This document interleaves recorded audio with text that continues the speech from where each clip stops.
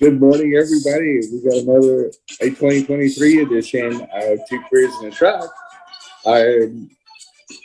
Most of y'all probably didn't pay attention, but I've been on hiatus for I don't even know how long it's been. Maybe close to I think by the time this airs, it'll be close to a month.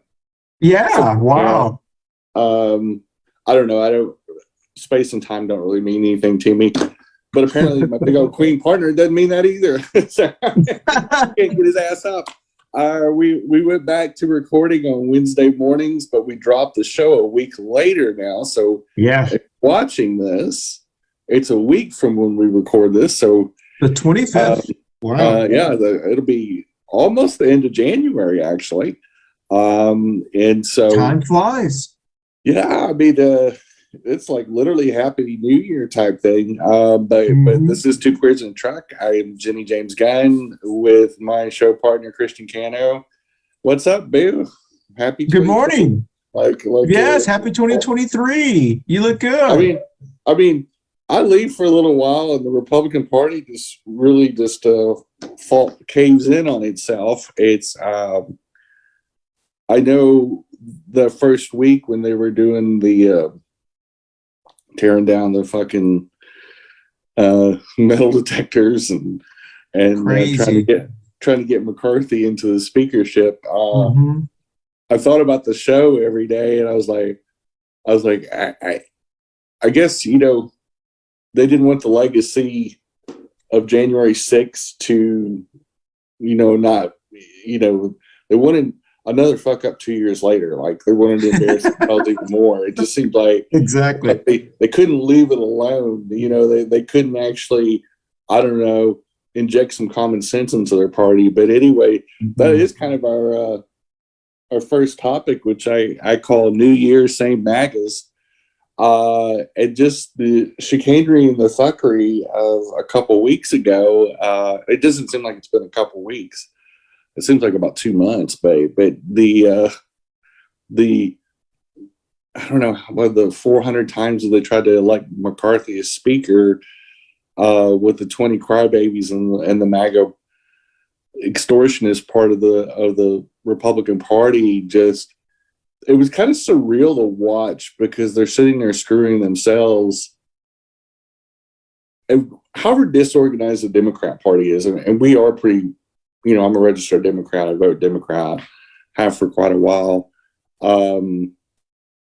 It's kind of surreal to watch these idiots, as good as they are about lying and lying about narratives and all that. When it comes to actual policy and doing the jobs they're elected to do, they just can't do it anymore. They just are completely, you got MTG going on Fox trying to sound like the voice of reason in the Republican Party, which that didn't last very long. She was like going on this apology tour, basically saying, I don't really believe in conspiracies, and I got caught up in the internet and blah, blah, blah. It sounded like a 14-year-old girl that snuck out with the family car without a driver's license and then wrecked it. I didn't really wreck it, per se. Just the road moved on me. And just the whole bizarre weirdness of the Republican Party is like taking they've taken the crazy bus and jerked it to the right really hard and just went right off the road. But it's like they had 2 months to prep for that week. Yeah. I mean, they knew, pretty soon after the midterms were over, they were going to win back the House. Like, it was pretty obvious. Like this, which was, first week in November, and then we're jumping forward to first week in January. There's more or less 50, 60 days to kind of sit down with their little crayons on some bar napkins in between orgies and cocaine binges and make a decision. Just say, these are the rules. This is what, sit down, in a room and just say, what is it going to take to put McCarthy in the speaker? Like, is that hard of a deal? Even the Democrats, every time Nancy Pelosi was up, it was unanimous every time. And it was first round. Like, they never had a problem getting behind Nancy Pelosi. even if she's considered a polarizing figure. Even if every Democrat didn't like her. It was still that simple. It's like, we need a speaker. We've got the majority. I mean, even fucking Paul Ryan, Republican idiot, class clown. Even he got elected on a first round ballot, so, but I don't know what you think about MTG. I mean, she didn't last very long going away from her conspiracy talk, but she had a little bit of a hiatus there for a little bit, trying to sound reasonable. Did you think it was going to last? I mean, no. I mean, you hit the nail right on the head, Jen. It was they're the party of chaos, and they did not disappoint us. It lasted, like you said, 4 days. Tuesday, Wednesday. I mean, they started on that Tuesday, I think, or it was. It didn't until Friday, like at 5, 6 o'clock or 7 o'clock at night on Friday. It was crazy. It was almost like, and then you have the George Santos character who was by himself and laughing, and then the North Carolina congressman holding the other guy back, closing his mouth, and it was crazy. And I'm hoping, and the good news is, I think people knew they were going to take over the House because that's what happens, but America saved ourselves because we knew it was going to be chaotic, but it could be worse. They could be up like 30 seats. And the good news is, like you said, it's kind of good and bad. Everyone has always had people who weren't going to vote for a certain speaker. That's just what happens. We had AOC, we had the aggressive people doing it with Nancy Pelosi, but that time, like you said, that 2 months, that's the test of the speaker. How do you organize your people before the actual vote? And it's like McCarthy just assumed snow fairies are going to save us. It was just crazy. Almost like an arrogance that he had it in the bag. And it was really, really bizarre and really, really almost surreal. I mean, and what's really weird too, I don't know if because of that, inflation went away too, because they haven't proposed one bill to fight inflation. Exactly. So I guess they must have some kind of mojo, or their collective hive mind has just made inflation just disappear like magic. It's just amazing how that disappeared, and they don't even talk about inflation like they had the previous 9-10 months before that. You couldn't hear a Republican that didn't talk about the cost of something. I'm like, okay, well, regulate the people raising the prices. Cookie thought, but we can't even regulate guns. Free speech is okay unless it's gay. TurboTax just recently, because this is the tax season time, they ran a plethora of commercials, and they showed one family of 2 men getting married and a little wedding and some sprinkles, and life changes, and it changes you, obviously your tax status. And so that was the point of the commercial. You got married, and things change. That happened to me. And yeah, I mean, you're a prime example. Your tax status Exactly. in 2022. So you are the prime example of this commercial. And a terrorist group called 1 Million Moms, a conservative wacko group, wants to cancel TurboTax forever. The queens of cancel culture, the crazy conservatives want TurboTax to pull the ad and promise never to do it again. And I don't know, I guess because they're just projecting because their husbands love the cock, and so they're out wanting to be in that TurboTax commercial, marrying their husband instead of being stuck with these 1 million hags of no fun people. And clearly they probably don't go to drag shows either. But it's just really, really bizarre that these 1 million moms is what they're called, is so upset, and clearly TurboTax don't care. They're still running the commercial. They're like, you guys are a bunch of fucking idiots. It's commercial. It's on for 15, 20, 30 seconds.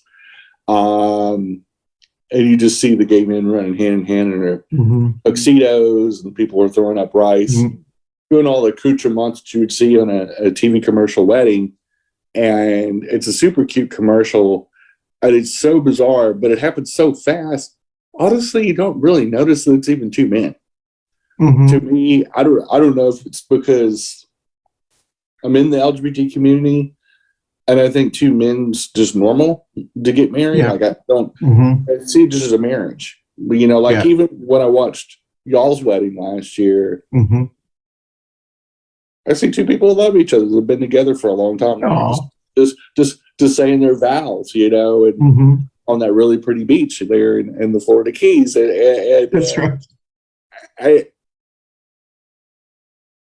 I guess I don't see why anybody would need to get their panties in a wad about something like that, and especially a fictional couple that's getting married on TV. Like I think that's even more bizarre. I would think if they're going to protest something about gay marriage, it would actually be the gay marriages. You know, yeah. I mean, I mean, you make a point, but that's kind of what we were talking about on that your first segment. Is they're the party of projection. I mean, that's all they do. It's like all day long, they're chaos and outrage. It's like they just find something to be upset about, which is not different than last. You know, that's just what they are. I guess the question is, are they becoming such a character that us, of everyone else, the rest of America, at what point does it happen so much that we just go, that's just them? So in a way, it's not really having any impact. That's the reason they call themselves 1 Million Moms, because it's like 10 ladies. Yeah. You know? Yeah, it's like George Santos's mom dying twice. You know, it's exactly. Literally, you know, Broham posts two posts 6 months apart, and his mom died on 9/11 during the terrorist attack in New York, and then she dies of cancer a decade and a half later. And I'm like, she's fucking Lazarus. Like I mean, you know, maybe Jesus is real. I mean, at least according to George Santos's mom. Who knows? Right. You know, my mom might be alive, living in Brazil, as far as we know. But anyway, we're going to take a short break, and we'll be right back for some more Two Queers in a Truck. Hey, everybody, you can catch us on your favorite audio podcast platform, Spotify, and all Apple Store, the Google machine, and whoever else does podcasts. We're on there. We broke in, and we're staying. So enjoy the Two Queers in a Truck on your favorite audio podcast platform. Thanks for listening or watching. Bye-bye. We are back. It's just bizarre. It's the stuff that they get upset about. There's another topic coming up about this, but just the weird, bizarro reactions to some of the stuff. But speaking of bizarro things, Kim Taylor, married to a Republican candidate for the Congress in 2020, voted 23 times, and just got charged with it, I guess, in 2022. Yeah, he's white, she's Vietnamese. She went around in the town that they live in Iowa, and collect up ballots, which, you know, absentee ballots, which sounds really familiar. Sounds familiar. Right here in North Carolina. In fact, it was exactly the year that I moved here. So the first election I voted in was that election that got thrown out. So they did this in Iowa, but she did it in a primary. This is the best part. So she grabbed up absentee ballots in her ethnic community there from other Vietnamese families, and filled them out herself. Just said, "Hey, I'll take care of this for you." Kind of like a little concierge service. Yeah, absolutely. Oh my gosh. And here's the best part: in a primary, and I don't know what part of Iowa, I didn't read close enough, and maybe where our Lutheran pastor friend lives. In a primary, in a multiple candidate race for the Republican primary for the to be the nominee. He finished third. So even despite the massive cheating, now if you're gonna rig a primary, yeah, at least do it big enough to where your husband wins. exactly. Like the dude finished third. Yeah, I just looked that up, Jen. It's in Sioux City, Iowa. Yeah, which is not a real big city. You know, it's a moderate. It's a big city for Iowa, but it's not. It's not like a Charlotte or anything like that. That's crazy. But I want to look at her and go, "Hey, sis, if you're going to cheat and if you're going to end up going, she's probably going to do some time over this because of the amount of cheating. Like, and she's Asian, so they're definitely going to throw the book at her." Like he finished third. The freaking big skin finished third. How did 52 counts? 52 counts of voter fraud. Is that crazy? Yeah, and only 52. Go big or stay home. At least enough to win. Or don't do it. Don't even risk embarrassing. Exactly. Because he ran for another office and won. He won. I think he's like county commissioner or city commissioner. Mm-hmm. He won some local race. Yeah, county supervisor. Uh-huh. Yeah. Which I'm pretty sure they're probably going to go back and look at that one too. Yeah, exactly. Like all of a sudden, if a tremendous amount of Vietnamese Americans in the Sioux City area voted for him, that's crazy. And all the signatures look very eerily similar. They may want to rethink that a little bit before. Exactly. Yeah. But besides the insanely racist overtones with this whole thing, because Republicans do this all the time. They are the biggest election cheaters ever. That's why they project that on the Democrats. But actually, Republicans get busted all the time. Like 60% of the Florida cheaters that got busted in 2020 were Republicans, and it's just amazing. Or like the dude that voted for his dead wife or used his dead wife's absentee ballot in 2020 to vote for Trump. It's typically Republicans that are individual voting fraudsters, or here in North Carolina, picking up a few thousand ballots with the help of some friends. They're special stuff. But I just thought this was particularly funny because the dude finished at third. And then ran for a local office. I couldn't get my wife to get me over the line. No, so here's the rest of it, Jen. I'm reading it. I'm sorry while you're talking. Apparently, like you said, he had run for Congress originally, and he finished third. And then he was actually kicked off the school board because of improper use of address. So he's oh well. Not only is he crooked, but he sucks too. Exactly. I mean, getting kicked off the school board. His wife didn't even, fraudulently vote enough to get him to even win a primary in Sioux City, Iowa. Like, we're not even talking about like the metropolis of fucking Charlotte or Philadelphia or something. What a fucking yutz. Like, that's just, you hear a story like that, and then you think about the dysfunction in this year's version of the House Republicans. You just go, wow, I don't even know how these fools get elected. And if this is their best and brightest, you got to, it's just like the Democrats too. Typically, the people that run for Congress, win primaries, and get elected, usually typically are best in our party, our best, our brightest, our most aggressive people that are willing to run for our office. But you look at the Republican version, our counterparts over there, and you go, and the elevator does not hit the top floor in their particular building. But anyway, less babies, more COVID in China. Last year was the first year in 60 years that deaths outpaced births in China. Because of COVID, is that? Some of it's COVID, some of it's because the younger generations just aren't having a lot of kids because there's a lot of economic amongst the middle class and the lower economic classes, socioeconomic classes of China. And just the fact they got 1.5 billion people, and they've had they had the one baby policy for a couple generations too.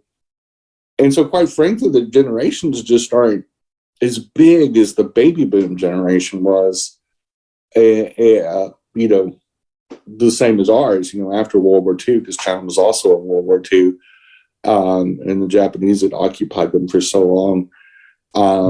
They had a massive baby boom right after that. And just like we did, the whole world experienced a relief that the war was over. And, well, I mean, one of the ways humans celebrates, have sex, and I had a super young generation that survived. And so, massive, very, very large generations were born between the mid 1940s to the early 1960s, which is also known as the baby boom generation, which is currently really the top end of our senior citizens now. Mm-hmm. And then China's experiencing the same thing, is they're top heavy on a lot of old people, and they even project that by 2050. Their median age in that country is going to be 50 years old. And that's a scary prospect, because that means a lot of things. One, they won't have a lot of births between now and 2050, which is not necessarily a bad thing. But it is, the economy is built on a large population and a large active population that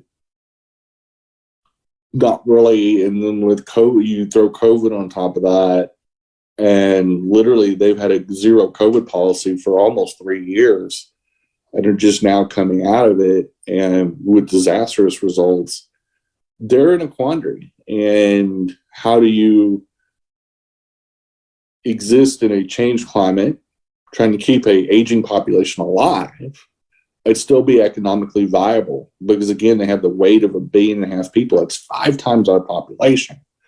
But yet their national, gross product is the same as ours. So they're feeding a population 5 times bigger with the same amount of money, more or less. And so between the haves and the have-nots is even more stark than it is even in the United States. At least we have a fairly decent middle class. And so it's a big issue. It's New York Times just did an article on it today, but they've done several in the last year. And I've said this for years. I've always considered China a paper tiger, that they've always had some issues with resources, but also, quite frankly, their biggest weapon's also their biggest liability, which is their population. And it's coming back to haunt them. And it's not a quick fix thing. Like, even if they start having babies this year, they would be productive adults for at least 20 years, So there's definitely a massive disconnect in that country. There is some significant issues. And quite frankly, that's where I never worry about China. I've always thought that will take care of itself, just because of that liability of people. But we'll take a break, and then we'll come right back with some more coffee and Pandelsy. I mean, 2 queers in a truck. 2 queers in a truck. Freudian slip. That's right. Hey, everyone. Thank you so much for watching us on 2 Queers in a Truck. Don't forget, you can watch us anytime at your leisure on our video podcast platforms like Facebook and YouTube. But you can also listen to us, either this show or any of our past shows, on our audio podcast platforms like Apple, Amazon, Google, Spotify, and all of the other ones. So once again, thank you for watching 2 Queers in a Truck. I hope you enjoy our show. And we are back with some 2 queers in a truck. I'm so used to recording coffee before, so traditionally, exactly. And we'll air these just like we normally do, I would imagine. But I'm used to always recording the coffee show first, and then doing the 2 queers, which is a spinoff show, second. Yeah. And we did Wired and Tired for a little bit before we did this show. It's a kind of a response show, and I think Wired and Tired. I remember that one. Yeah, you remember me and Jeff Scott. And I mean, that was the Jeff Scott days. And just, it just usually was just really a response on what we talked about the hour before, with the coffee show when we were doing in-person shows. This goes back to when we were all sitting around your kitchen table, cussing and discussing. There was a lot of cussing on my part. And we would have different collective weirdos that we know here in the community, and we'd all we did a live broadcast where we sat around That's right. table. That's how coffee started so many years ago, and literally was a community show. And we went from that to being virtual, obviously because of the pandemic, and we just stayed that way because it's easier to get guests from all over the country, which we've had coast to coast several times. But on to the next topic, which is topic number 5. Get to work, you old deadbeats. Georgia Republican Rick Allen says that changing the age of Social Security is the right thing to do.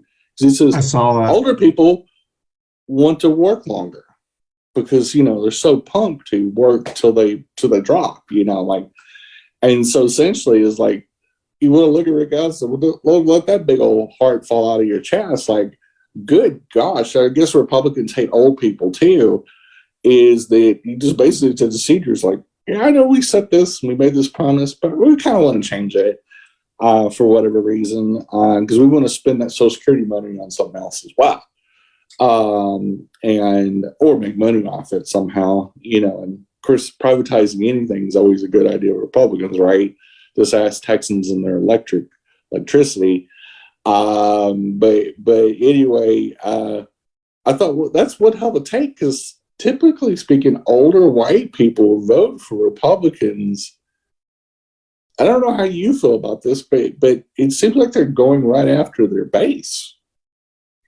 It makes no logical sense. It makes no moral sense. He is correct. Older people do want to work more, but it's not because they want to make less money. They retire and then they keep working just to keep themselves occupied because it is tax-free. So they don't want to keep paying the Social Security system. They want to retire and then, but it should be their right. But it's to what we've been talking about. You've been talking about all your segments. It's hypocrisy. What happened to choice? You're right. They should make the decision. If you want to work more, that's fine. If you don't retire. But you shouldn't force someone to work to have a safety net until whatever, 2 more or whatever more years. So you're right. You would think, why would you be doing this if the core of the MAGA group are older, white, not college educated people. Yeah. So they're the ones that would be less likely to have retirement, side retirement things. I don't understand the thinking other than interesting you say this, Jen. I know I don't want to talk too much on this topic because I know you have more to talk about. The whole reason why the Republican Party wants to touch Social Security is basically because they want it to be able to almost like public education. They want to be able to, for-profit companies to be able to manage it, which is how we got Medicare Advantage. And their lobbyists pushing them, hey, give the person choice. You can either keep your money like you normally do in Social Security, or you could give that money into this fund where we can put it on the stock market because the stock market is earning higher interest rates. But it doesn't always do that. And the whole reason we have Social Security is so that way people have a safety net and you don't do something stupid and it goes all the way. So, or a Bernie Madoff, exactly. Enough, or we look at the example of we're both from Texas. We both grew up there and moved from there years ago. But Enron, we saw the Enron scandal. That the majority of their employees were in the greater Houston area, and people lost their entire life savings and employee stock options and things like that. Many people lost their 6-figure and 7-figure nest eggs. Even after they retired, they still kept the money in Enron, which probably wasn't the smartest thing in the world to do. But people were devastated. There was tons of people that committed suicide. There was a massive, and you're talking about people that the ones hurt the most were the ones that worked for the company since its inception 30, 40 years ago when that happened, and literally were seniors. These were the majority of the ones, the ones that got hired last week, not that big of a deal, but if you spent the bulk of your entire adult life working for one company and then they just disappear off the face of the earth, like in a matter of days, and just said, poof, we're gone. We don't have any money. Your stock options are worthless. They're not even worth the paper they're written on. That's what these Republicans are suggesting, because these mutual fund companies, these investment companies, and all this are dying to get their dirty little dick beaters on the Social Security slush line, because there's it's worth trillions of dollars. Like this is the Republican Party literally wants to fire sale every government function they can, and of course every government function that's ever been privatized always ends up getting fucked up, because you have to take profit out of that. So they're not going to do this for free. So what the dirty little lie is, businesses can run funds better and can run government operation better. Well, there's no case history of ever seeing that happen. Number one. Number two, government functions are government functions for a reason. There's just certain things that companies shouldn't make profit off, and that safety net of Social Security is one of them. That is a promissory note set up almost 100 years ago, and it's there for a reason. Our society needs that safety net. It's insanely gross and criminal to privatize this, because when you privatize it, they're going to need to turn some kind of profit, at least 20 or 30%. Let's just say 30%. Yeah, don't you think, Jen, 30% less money for those seniors? So however much interest rate they're going to make, I don't think is going to exceed the greed of the profiteers. They're going to want to profiteer off this. Are they going to set the amount of money they can make off this? I don't think so. The Republican Party's never, when they've privatized something like taxes, for example, like energy, Texas pays the highest electric rates in the United States. There's so many, because again, you got to add in that profit. And when you add in that profit, and you got to pay stock dividends and, bloated CEO salaries and all this, there's more waste in private enterprise than there is in governmental function, because government takes the profit out of it and streamlines it for the most part, unless it's defense spending. And then they charge $5,000 for toilet seats. But you were going to say something real quick, and then we'll move on to the last topic. I was going to say that would be, once they start doing that, the response has to be, all right. So what you're saying is you want Bernie Madoff to manage America's Social Security fund. Yeah. Should be the commercial that Democrats should be creating right now. Exactly. Every hour, every congressional district, every House district that has a Republican in power. That commercial, let's just go. Madoff wants to run your Social Security. Are you going the Ponzi scheme party? The Ponzi scheme party. Yeah, literally. I'd be on rinse and repeat from now until November 2024. That should just be played on loop. And I think there'd be enough seniors with torches and pitchforks to end that really fast. Exactly. Speaking of the last topic of the show, got gas. As a matter of fact, I do. Yes, I do. That's what made me sleep in. But anyway, Consumer Product Safety Commissioner Richard Trunka made kind of an off-the-cuff remark when talking about product safety and the gas stoves. And of course, the party of hair on fire. Don't touch my toy. It's my toy. Party of outrage. The party of outrage. Whip ballistic. Because they took a very innocuous deal, and he said, this is his exact words quoted in the Bloomberg article that everybody's quoting. This is a hidden hazard. any option is on the table right now. Products that can't be made safe can, it didn't say should, can be banned, meaning new production or without any new improvements in safety standards, just like putting seatbelts and airbags in cars. Automobiles companies risked not being able to sell their cars if they didn't improve the safety of automobiles, for example, and made seatbelts and airbags mandatory, over those technology changes. And so it was just a discussion saying, it's something that we don't talk about a lot in society, but these gas stoves aren't necessarily that safe. And, I know of a lot of house explosions and fires that are caused by, I remember in the 1990s in the town that I lived in, where a senior citizen's house, I guess he had left the gas on or whatever and flipped the switch. And of course it blew up the house like a bomb. And so it's cartoonish as the discussion is, there is a safety issue there, and the guy's just doing his job.